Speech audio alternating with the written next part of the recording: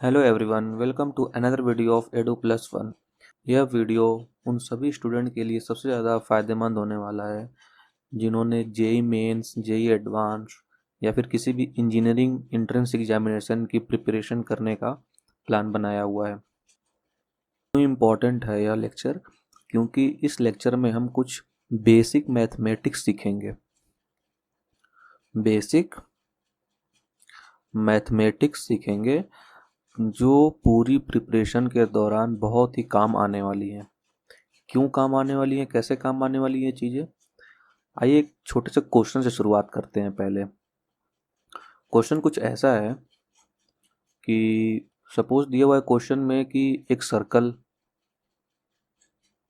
ठीक है, जिसकी रेडियस जो है वो 7 सेंटीमीटर है। ठीक है, एक सर्कल जिसकी रेडियस कितनी है, 7 सेंटीमीटर। अपने को पूछ दिया है कि सरकमफेरेंस क्या होगा इस सर्कल का। सरकमफेरेंस क्या होगा? सपोज ऑप्शन में अपने पास दिया हुआ है 44 सेंटीमीटर। ऑप्शन बी में दिया हुआ अपने को 14 पाई सेंटीमीटर। ऑप्शन सी में दिया हुआ है 14 इंटू 3.14 सेंटीमीटर। और ऑप्शन डी में दिया हुआ है आपको ऑल ऑफ द एबव। ठीक है, तो अभी तक आपने जो नॉलेज गेन की है क्लास 10 तक बोल सकता हूँ, तो उसके हिसाब से आप क्या करोगे? आप कुछ ऐसा ही करोगे। सरकमफेरेंस के लिए फॉर्मूला यूज करोगे 2 पाई आर। ठीक है, आर क्या रखोगे? 7 सेंटीमीटर। पाई रखोगे और आर की वैल्यू 7 सेंटीमीटर। अब आपने सीखा होगा क्या कि पाई की वैल्यू मैं 3.14 ले सकता हूँ या फिर 22/7 ले सकता हूँ। ठीक, तो अभी अगर कैलकुलेट किया तो आंसर तो 14 पाई दिख रहा है। 7 इंटू 2 14 इंटू पाई, तो बी तो करेक्ट है। ठीक है, जब पाई की वैल्यू 3.14 रखोगे तो 14 इंटू 3.14, सी भी करेक्ट दिख रहा है आपको। अच्छा, अगर 22/7 रखा तो 22/7 रखते से क्या मिलेगा अपने को? 2 इंटू 22/7 इंटू 7। 7 से 7 कैंसिल आउट, 22 इंटू 2, तो अपने पास कितना आ जाएगा? 44। तो ए ऑप्शन भी आपको करेक्ट मिलेगा। तो आप क्या करोगे? डी ऑप्शन पे टिक करोगे। ठीक है, लेकिन ये जो हमने पाई की वैल्यू 3.14 पढ़ रखी है या फिर 22/7 जो पढ़ रखी है, ये पाई की अप्रॉक्स वैल्यू होती है। ठीक है, ये कैलकुलेशन को इजी रखने के लिए अपन अभी तक पाई की वैल्यू 3.14 या 22/7 अप्रॉक्सीमेटली एज्यूम कर लेते थे। ठीक, लेकिन अगर आप अभी प्रिपरेशन स्टार्ट कर रहे हो आईआईटी के लिए, जेई मेंस के लिए या फिर जेई एडवांस के लिए, तो इस प्रिपरेशन में ऐसा है ना कि जो है अपन उसी को लेके चलेंगे, कोई अप्रॉक्सीमेशन अपन नहीं लेंगे फिलहाल में जब तक कि क्वेश्चन में गिवन ना हो। ठीक है, तो अपने हिसाब से आंसर क्या आएगा? फिर केवल बी आंसर ही आएगा, बाकी 44 और ये ऑप्शन सी ऑप्शन अपन टिक नहीं कर सकते ना। ऐसा आईआईटी जेई के क्वेश्चन पेपर में भी पूछा गया है, एग्जामिनेशन में भी पूछा गया है। ठीक है, तो वो ऐसा ही कुछ ऑप्शन दिया था। पाई की वैल्यू एक जगह पुट नहीं की थी, एक जगह 3.1 रख दिया था। ठीक है, तो उसका आंसर जिसमें वैल्यू पुट नहीं है वही वाला ही करेक्ट था। ठीक है, तो ऐसा क्यों है? ऐसा क्यों है ये जानने के लिए अपने को कुछ बेसिक बेसिक चीज़ें जाननी पड़ेगी प्रिपरेशन स्टार्ट करने से पहले। ठीक है, तो सबसे बेसिक मैथमेटिक्स में अपन क्या क्या स्टार्ट करेंगे, क्या क्या चीज़ें जानेंगे, उसकी लिस्ट अपन एक पहले देख लेते हैं। ठीक, तो बेसिक मैथमेटिक्स में ऐसा है कि सबसे पहले अपन देखेंगे नंबर सिस्टम क्या होता है। हालांकि ये सब चीज़ें आपने पिछली क्लासेस में भी पढ़ ली होंगी, नंबर सिस्टम क्या होता है। ठीक है, नंबर सिस्टम के बाद अपन थोड़ी बहुत जानकारी एलसीएम और एचसीएफ की भी ले लेंगे।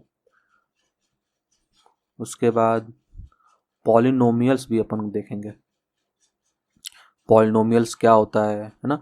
पॉलिनोमियल्स के अंदर में रिमाइंडर थ्योरम क्या होती है, फैक्टर थ्योरम क्या होती है, रिमाइंडर थ्योरम, फैक्टर थ्योरम क्या होता है,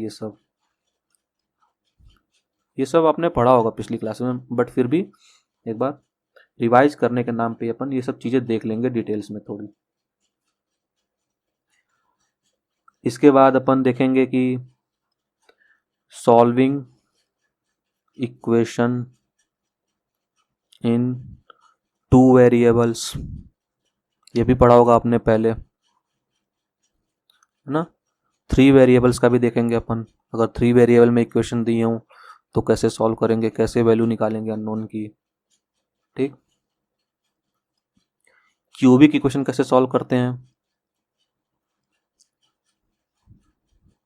क्यूबिक इक्वेशन, क्योंकि बहुत सारे क्वेश्चन ऐसे मिलेंगे जिसमें आपको क्यूबिक इक्वेशन देखने को मिल जाएगी और आपको सॉल्व करने का नहीं आएगा तो कैसे करेंगे अपन, है ना।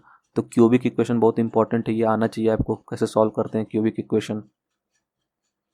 फिर अपन क्या देखेंगे,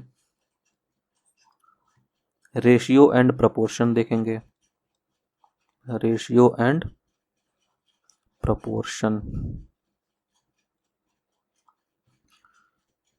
ठीक, अगला अपन क्या देखेंगे, इनइक्वलिटी देखेंगे अपन, इनइक्वलिटी, है ना, एंड इंटरवल्स। थोड़ी बहुत नया चीज़ होगा आपके लिए, but still upon basic inequalities देखेंगे। इनइक्वलिटीज के लिए एक अलग चैप्टर उठाएंगे, फिलहाल के लिए बस बेसिक इनइक्वलिटीज देखेंगे। ठीक है, थोड़ी बहुत अपन ग्राफ के बारे में जानकारी लेंगे। ठीक है, तो अपन ग्राफ भी इंट्रोड्यूस कर लेंगे, अपन ग्राफ से भी।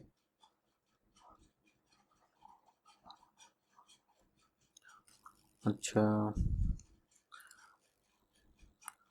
ट्रिग्नोमेट्री देखेंगे अपन, बेसिक ट्रिग्नोमेट्री। आगे आपको पूरा चैप्टर ही पढ़ने को मिलेगा ट्रिग्नोमेट्री, और एक नहीं आपको 3 पोर्शन पढ़ने को मिलेंगे ट्रिग्नोमेट्री में। बट फिलहाल के लिए अपन कुछ थोड़ी मोड़ी जानकारी बस इकट्ठा कर लेंगे ताकि आगे आने वाले सारे लेक्चर्स आपके लिए बहुत ही आसान बन जाएं, कोई भी कॉन्सेप्ट क्लियर करने में आपको ज़रा से भी दिक्कत ना हो। ठीक है,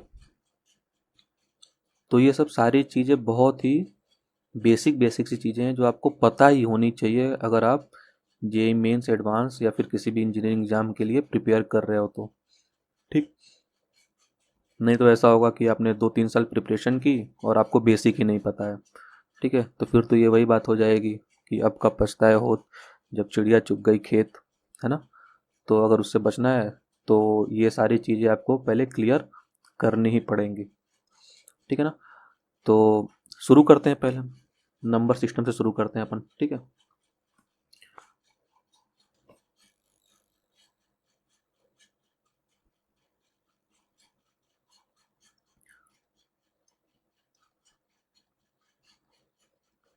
नंबर सिस्टम।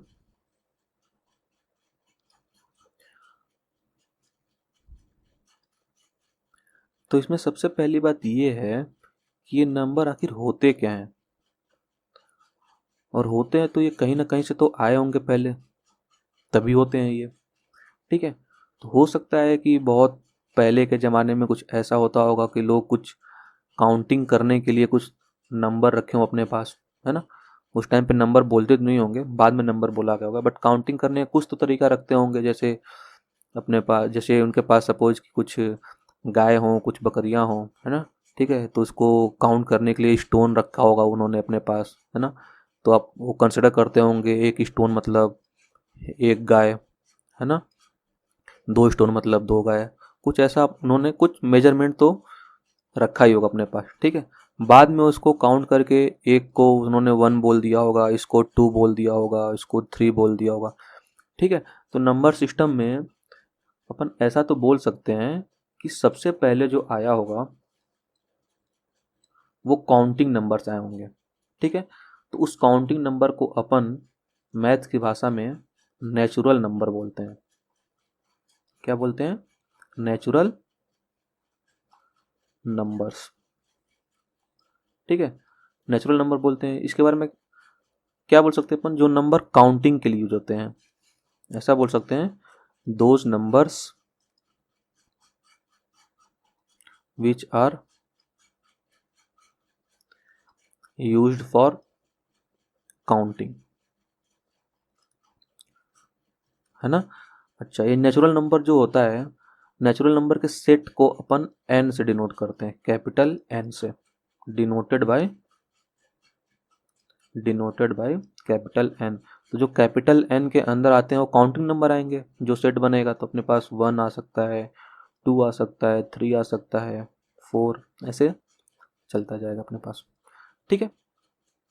अच्छा, सपोज किसी के साथ ऐसा भी तो हुआ होगा ना कि अगर वो सपोज रात को सोया हुआ है ना, और उसकी सारी जो जितने भी गाय थी सारी चोरी हो गई, है ना। सब क्या हो गई? सारा चोर उठा के लेके चला गया।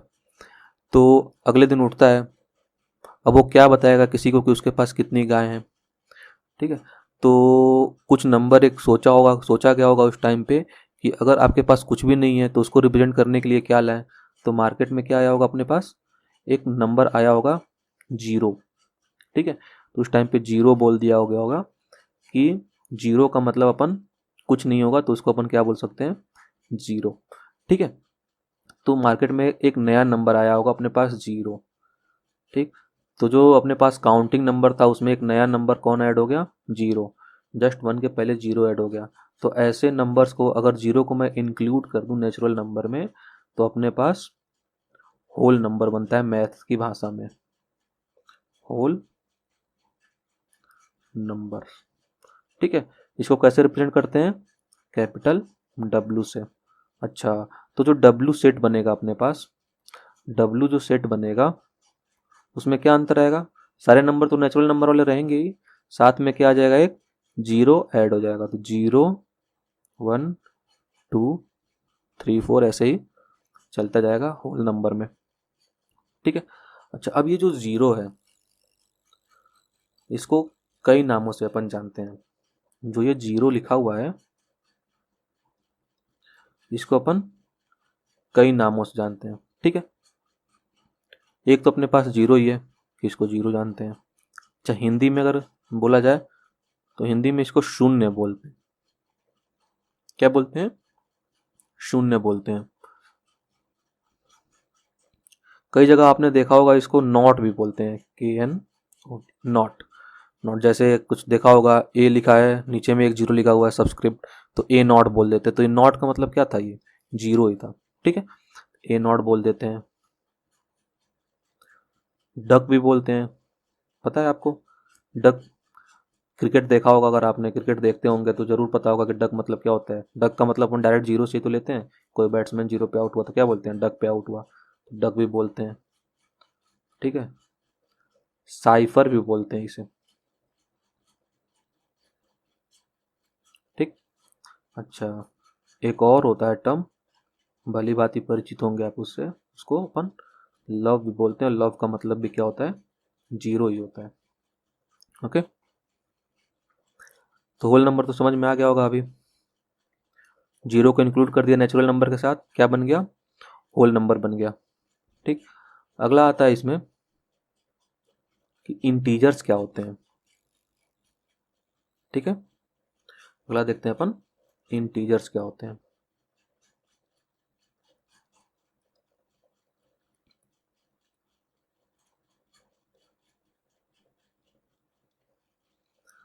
तो इंटीजर को पहले बात रिप्रेजेंट किससे करते हैं? तो इसको अपन बोल सकते हैं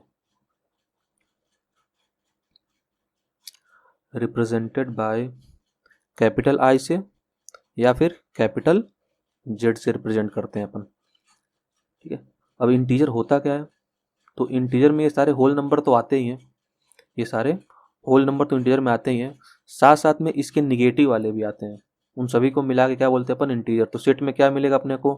कुछ ऐसा ही चलता आएगा -3 मिल रहा होगा, -2 मिल रहा होगा, -1, 0 1 2 3 4 5 ऐसे ही चलता जा रहा होगा। तो ये अपने पास इंटीजर्स होते हैं।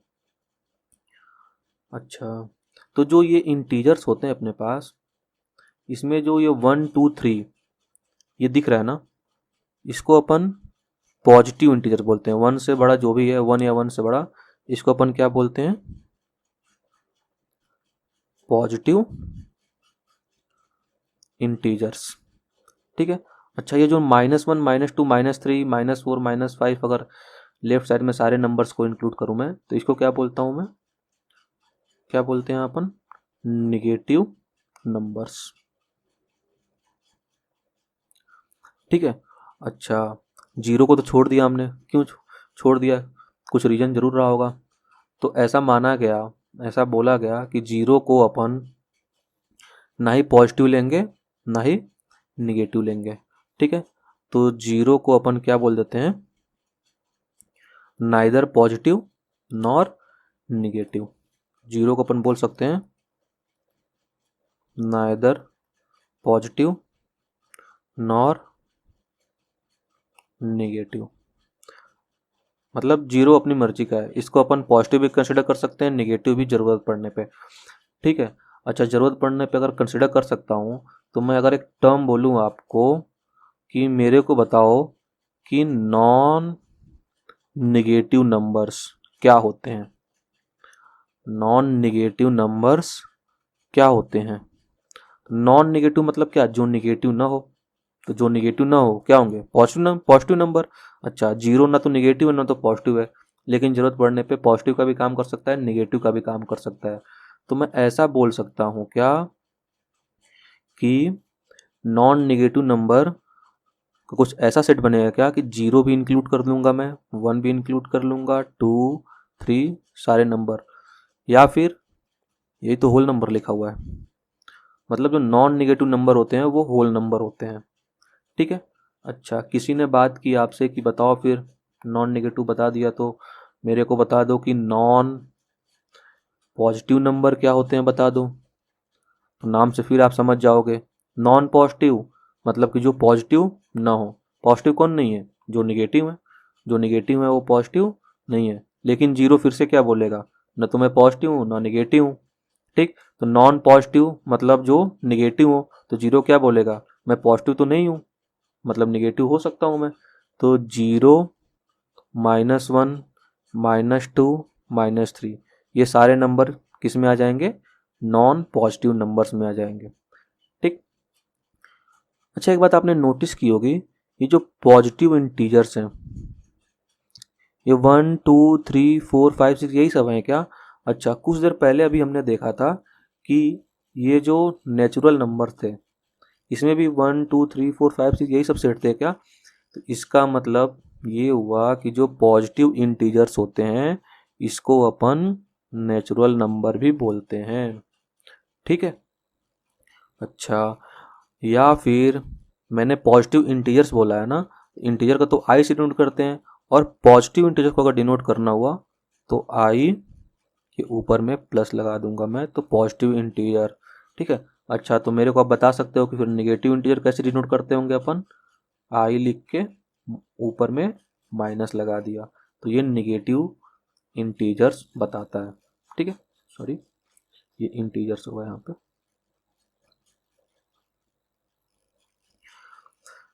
आई होप यहाँ तक समझ में आ गया होगा सबको, इंटीजर्स तक तो क्लियर हो गया होगा। अब इंटीजर में भी दो कैटेगरी बनाई गई। इंटीजर में भी दो कैटेगरी बनाई गई। कैसी दो कैटेगरी? इवन और ऑड की। इवन की और ऑड की। आपको तो पता ही होगा अच्छे से, इवन क्या होता है? ऐसे नंबर जो दो से डिविजिबल हो। ठीक है। Numbers which are divisible by 2। ठीक है। ऑड नंबर तो number which are not divisible by 2।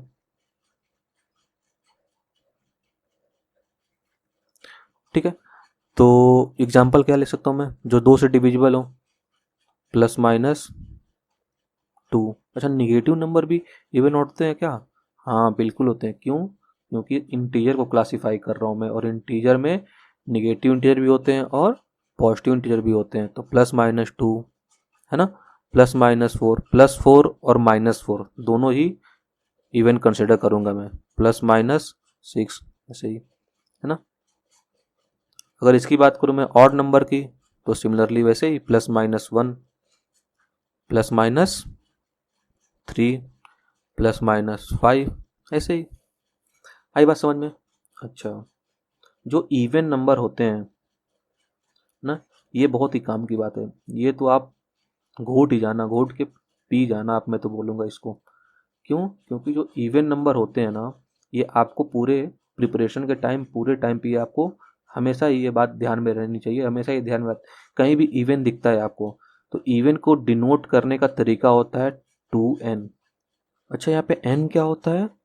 तो n इंटीजर होता है। इंटीजर, इसका मतलब क्या हुआ? n इंटीजर होने का मतलब क्या हुआ? मतलब जो n होता है इंटीजर, अपने को पता ही है क्या होता है, -3, -2, -1, 0, 1, 2, चलते जाओ, है ना, राइट साइड में बढ़ते जाओ, लेफ्ट साइड में बढ़ते जाओ, कोई इशू नहीं है। ठीक है, तो n इंटीजर का मतलब n की वैल्यू कोई भी मैं उठा लूँ इसमें से, -3 उठा लिया ना, सपोज -7 उठा लिया मैंने, सपोज मैंने 1 उठा लिया, है ना, 0 उठा लिया। हाँ, 0 केस में ऐसा होता है ना, एक बात क्या है कि 0 को इवन भी कंसिडर करते हैं अपन, ऑड भी कंसिडर करते हैं। ठीक है, तो 0 को इतना लेके परेशान नहीं होने की जरूरत है। अच्छा, हम क्या बोल रहा था कि सपोज हाँ 1 उठा लिया, 2 उठा लिया, -3, -1, कुछ भी नंबर उठा लिया, पुट किया, 2 से मल्टीप्लाई होकर जो भी नंबर बनेगा वो 2 से डिविजिबल होगा ही। ठीक है, तो इवन को डिनोट करने का तरीका होता है 2n। बहुत काम की चीज़ है, हमेशा ही आएगा आपको। अच्छा, तो ऑड को रिप्रेजेंट करने का क्या तरीका होता होगा? सोच के बता सकते हो कि जो काउंटिंग नंबर अपने पास जो भी नंबर होते हैं कैसे चलते हैं वो? 1 क्या है? ऑड। 2 क्या है? इवन। 3 ऑड। तो odd even, odd even, odd even, odd even, ऐसे चलते रहता है। तो कोई भी नंबर अपने पास अपन 2n कोई भी इवन इंटीजर मान रहे हैं, तो 2n के बाद क्या होगा? जस्ट ऑड बनेगा, और 2n के जस्ट पहले भी क्या होगा? ऑड ही बनेगा। तो इसको अपन 2n-1 कर दूं तो जस्ट पहले पहुंच जाऊंगा क्या? तो 2n-1 से रिप्रेजेंट कर सकता हूँ, या फिर अगर मैं आगे पहुंच गया तो 2n+1 से रिप्रेजेंट कर सकता हूँ। इनमें से किसी भी तरीके से रिप्रेजेंट कर सकता हूँ मैं ऑड नंबर को, और फिर से वही n क्या होना चाहिए? इंटीजर होना चाहिए। ठीक है, अब इसमें n की कोई भी वैल्यू उठा के पुट कर लो। -3 सपोज मैंने पुट कर दिया, तो -3 यहाँ रखूंगा तो क्या बनेगा? -3 इंटू -2, माइनस सॉरी -3 इंटू 2, -6, -1, -7, क्या है वो? ऑड है। अच्छा, -3 सपोज यहाँ उठा के पुट किया होता तो -3 इंटू 2, -6 +1, -5 बनता, ये भी ऑड है। ठीक है, तो ऑड नंबर को रिप्रेजेंट करने का तरीका 2n-1, इवन नंबर को रिप्रेजेंट करने का तरीका सिंपली 2n। ओके, तो ये इवन ऑड का केस था। अच्छा, किसी ने पूछ दिया आपको सपोज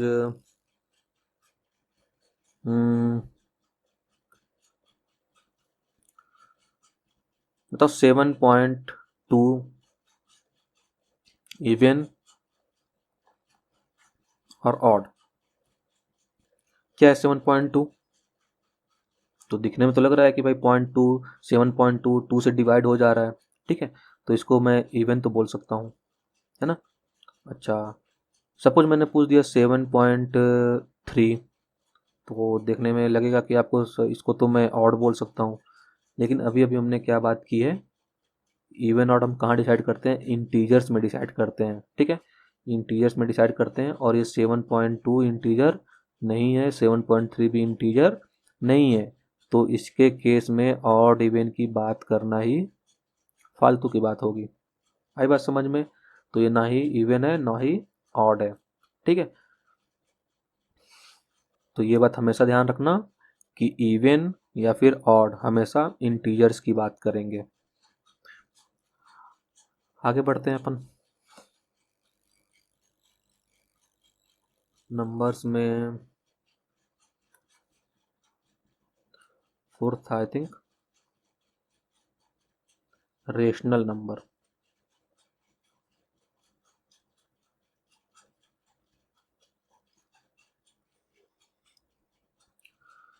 तो रेशनल नंबर क्या होते हैं? डेफिनेशन आप बहुत पहले ही पढ़ चुके होंगे पिछली क्लासेस में कि एनी नंबर जिसको अपन p बाई क्यू के फॉर्म में लिख सकें, p बाई क्यू के फॉर्म में लिख सकते हैं, जहाँ पे p और q दोनों क्या हों, इंटीजर्स हों, और साथ साथ में जो डिनोमिनेटर में q बैठा है वो कभी भी जीरो नहीं होना चाहिए। ठीक है, ये बात हमेशा ध्यान रखना कि डिनोमिनेटर वाली चीज़ को अपन हमेशा नॉट इक्वल टू जीरो करेंगे, क्योंकि डिनोमिनेटर में कभी जीरो रखते ही नहीं है अपन, डिफाइंड ही नहीं होता है वो। अच्छा, रेशनल नंबर को डिनोट कैसे करते हैं? तो इसको अपन कैपिटल क्यू से डिनोट करते हैं, डिनोटेड बाय क्यू। ठीक है, तो अगर रेशनल नंबर के सेट लिखना हो अपने को, कि सेट में क्या लिखूंगा, कुछ ऐसा लिख सकता हूँ का क्यू एक ऐसा सेट हो जो p बाई क्यू हो। ठीक है, जिसमें p और q दोनों क्या हो, इंटीजर हो, और q जीरो ना हो। ओके, तो ये अपन रेशनल नंबर ऐसे रिप्रेजेंट कर सकते हैं। अच्छा, इसका मतलब क्या हुआ कि सर 3/2 लिख रहा हूँ, क्या रेशनल नंबर है? ये बिल्कुल है, ऊपर भी इंटीजर, न्यूमरेटर में भी, डिनोमिनेटर में भी इंटीजर। 3/2 बिल्कुल है। -7/4 बिल्कुल रेशनल नंबर है ये, क्योंकि -7 इंटीजर, 4 इंटीजर, रेशनल नंबर है। ओके, 7 बिल्कुल है 7।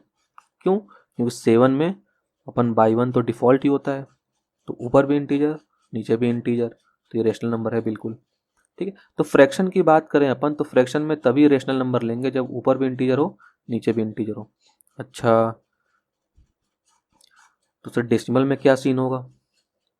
ठीक है, तो डेसिमल में कुछ कुछ बातें ध्यान रखनी पड़ेगी आपको डेसिमल में, अगर डेसिमल में रेशनल नंबर चेक करना है तो। ठीक है, तो डेसिमल में सपोज करो कि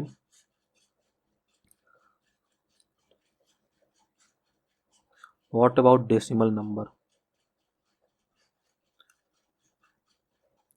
डेसिमल नंबर्स के बारे में क्या सीन है? तो पहली बात, if decimal number are terminating, terminating का मतलब जो डेसिमल नंबर एंड हो जा रहे हो, जिसका अंत आ जा रहा हो, जो खत्म हो जा रहा हो। एग्जाम्पल 4.32, बस ऐसा ही लिखा हुआ अपने पास, तो 4.3 को मैं ऐसा लिख सकता हूँ क्या, 432 डिवाइड बाई 100, ऐसा लिख सकता हूँ मैं। अब क्या देखने को मिला, ऊपर इंटीजर नीचे भी इंटीजर, न्यूमरेटर में भी इंटीजर डिनोमिनेटर में भी इंटीजर, तो क्या है ये, रेशनल नंबर है, बिल्कुल है ये। तो डेसिमल नंबर का टर्मिनेटिंग है तो रेशनल नंबर होते हैं वो। Then that number is rational number.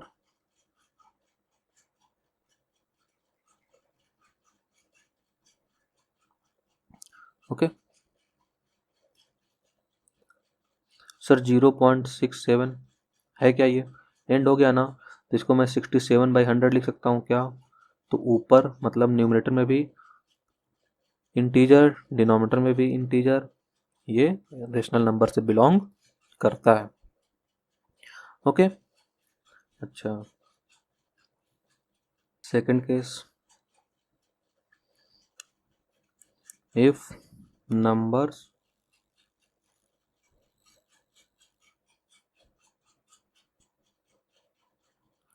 After decimal is repeating but not terminating.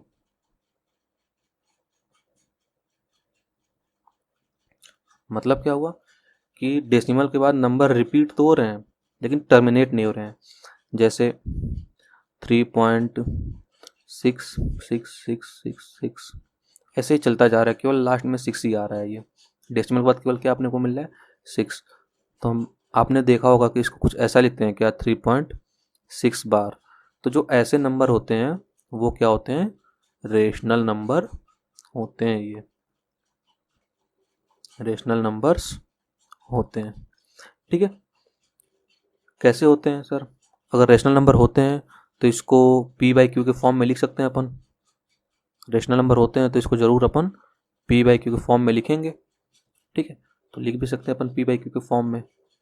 कैसे लिखते हैं अपन, एक एग्जांपल देख लेते हैं। सपोज ये एग्जांपल देख लेते हैं अपन, 3.6 बार है। ठीक है, अगर ये रेशनल नंबर है तो p बाई क्यू के फॉर्म में आएगा, और p बाई क्यू के फॉर्म में क्या आएगा ये देख लेते हैं। तो सपोज x इक्वल टू 3.6 बार दिया हुआ है। ठीक है, अच्छा डिजिट कितने रिपीट कर रहे हैं, केवल एक ही, 6 ऐसा चलता जा रहा है। तो अगर एक ही डिजिट रिपीट कर रहा है ना, तो अपन 10 से मल्टीप्लाई करेंगे अगर x को, तो कुछ ऐसा बन जाएगा क्या, ये 36.6666 कुछ ऐसा बन जाएगा। तो इसको 36.6 बार लिख दूंगा मैं। ठीक है, अच्छा सपोज ये इक्वेशन 2 बन गई, इक्वेशन 1 बन गई। अब इक्वेशन 2 में से इक्वेशन 1 को सबट्रैक्ट किया जाए तो क्या बनेगा, ये 10x minus x, 10x minus x क्या बन जाएगा 9x।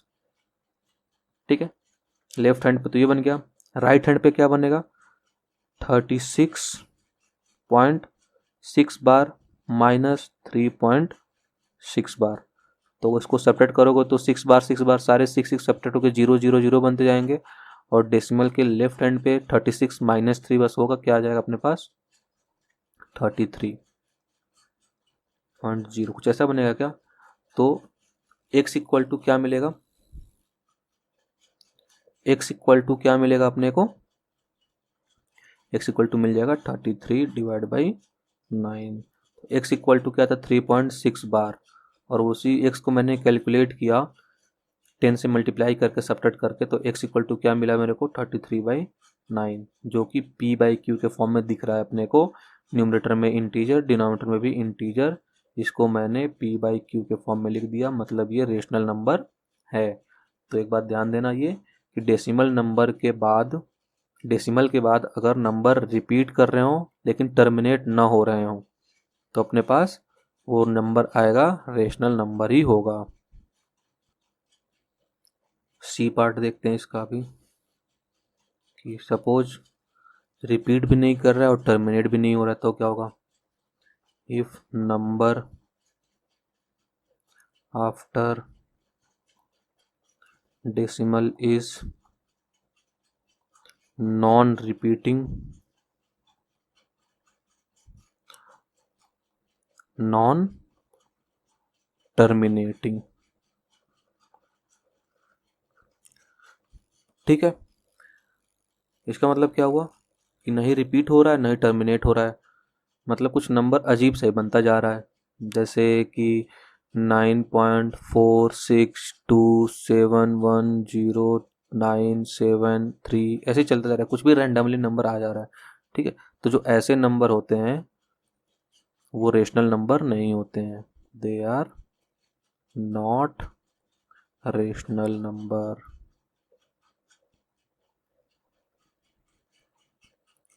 वो रेशनल नंबर नहीं होते हैं, ये बात हमेशा पता होनी चाहिए आपको। ठीक है, अच्छा ये रेशनल नंबर नहीं होते हैं तो क्या होते हैं, इसको अपन एक नया टर्म बोलते हैं कि वो इर्रेशनल होते हैं। ठीक है, अच्छा तो इरेशनल क्या क्या होता है जान लेते हैं ना। Irrational numbers,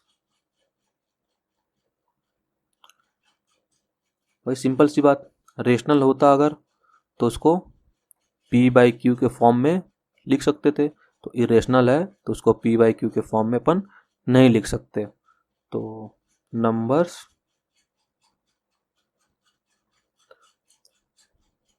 which cannot be written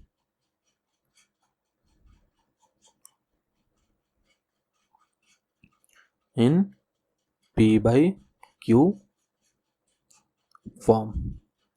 आई बात समझ में ना? तो ऐसे नंबर को क्या बोलते हैं अपन? Irrational number. इसका मतलब ये जो नंबर मैंने लिखा अभी, ये जो नंबर अभी लिखा मैंने, इसको पी बाई क्यू के फॉर्म में नहीं लिख सकते? नहीं लिख सकते हैं, बिल्कुल नहीं लिख सकते हैं। तभी ये क्या है? ये इरेशनल नंबर है। ठीक है। अच्छा, तो इसको डिनोट कैसे करते हैं? डिनोटेड बाई, इसको डिनोट अपन करते हैं, क्यू से रेशनल नंबर था, ऊपर में डैश लगा दिया, इरेशनल बन गया, या फिर क्यू ऊपर में सी लिख दिया मैंने, तो ये इरेशनल नंबर को दो तरीके से, क्यू डैश या फिर क्यू सी से डिनोट करते हैं इरेशनल नंबर को। आई बात समझ में? अब आते हैं हम पते की बात पे। पते की बात क्या? जो हमने पहला क्वेश्चन किया था शुरू में कि पाई की वैल्यू 22/7 क्यों नहीं लेते अपन, है ना? सपोज मैंने 22/7 को कैलकुलेट किया, 22/7। अच्छा, ये रेशनल है या इरेशनल है?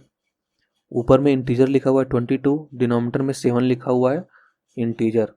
ठीक है, दोनों ही इंटीजर हैं, तो मतलब इसको पक्का मैं रेशनल नंबर तो बोलूंगा ही। आंख बंद करके मैं इसको रेशनल नंबर बोल सकता हूँ। ठीक है, लेकिन जो पाई होता है ना, वो रेशनल नंबर नहीं होता है। वो क्या होता है? वो इरेशनल नंबर होता है। पाई क्या होता है? इरेशनल नंबर होता है।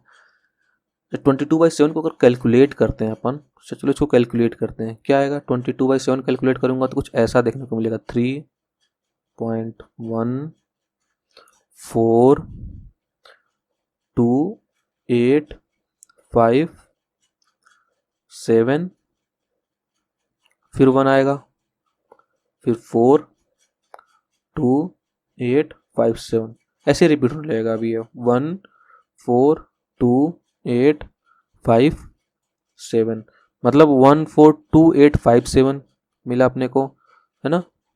फिर 142857, 142857। तो पाई की जो ये 22/7 होता है, इसकी वैल्यू कुछ ऐसी आती है, 3.14285 उसके ऊपर में बार लगा दिया मैंने, मतलब ये सारी चीज़ें रिपीट करती जाएंगी अपने।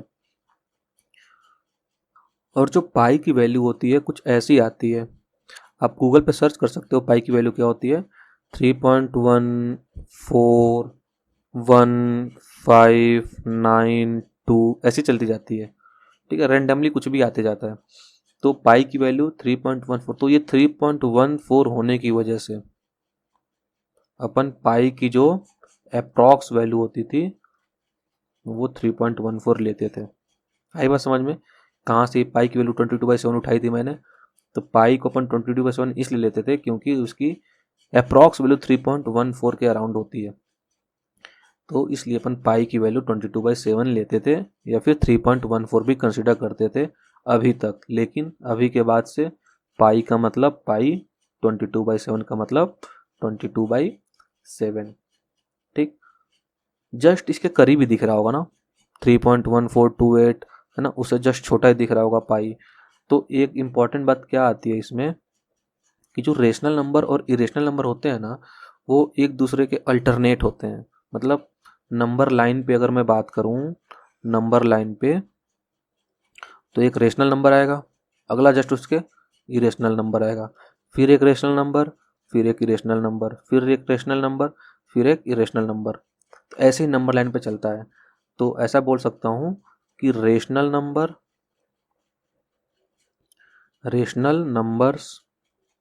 And irrational numbers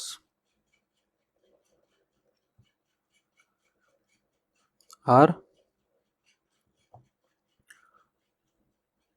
alternate to each other। ठीक है। अच्छा, इसी पाई जैसे ही ना एक और इरेशनल नंबर आता है, उसको अपन नेपियर कांस्टेंट बोलते हैं और डिनोट करते हैं ई से, नेपियर